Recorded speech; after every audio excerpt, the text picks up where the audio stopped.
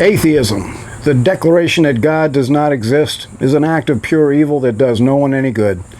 And it opens the door to every form of perversion, violence, and crime. If there is no God, no supreme judge of the universe, then anything man chooses to do to others is allowed.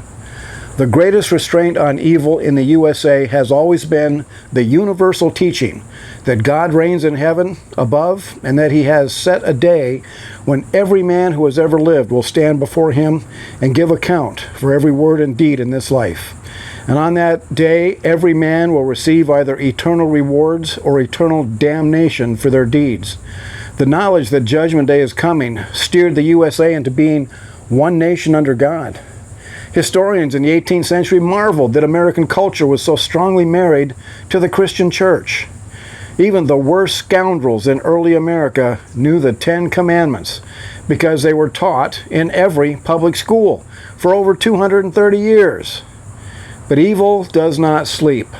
Satan never stops working to destroy everything good that God has created. Satan, working through godless men and women in the 1960s, managed to force the USA to abandon its Christian heritage by taking prayer and the Bible out of schools and launching pornography, fornication, and drug use at every level of society. The Democrat Party gleefully adopted godlessness as the foundation for all of its political agendas. We now have a propaganda media that Adolf Hitler would be proud of. Racism, manufactured by the Democrat Party, has poisoned every part of America. And the rise of the rainbow flag shows that the USA has hit rock bottom, morally, ethically, and spiritually.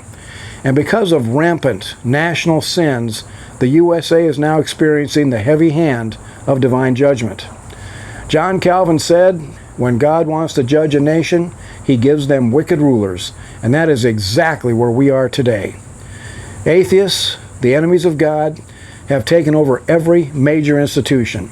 The top 2 sins of this nation are the killing of unborn children and Sodom and Gomorrah homosexuality. And what a coincidence. Those 2 sins are the top 2 priorities of the Democrat Party. If you are indeed a Christian man or woman, then you must walk away from the Democrat Party. You cannot serve both God and the devil. And if you don't like the Republican Party, then do what I did. Join the Constitution Party, the number 3 party in America, and the only political party that still respects the Christian heritage of the USA. If you agree with this message, then please go to wildbillforamerica.com and help support the mission.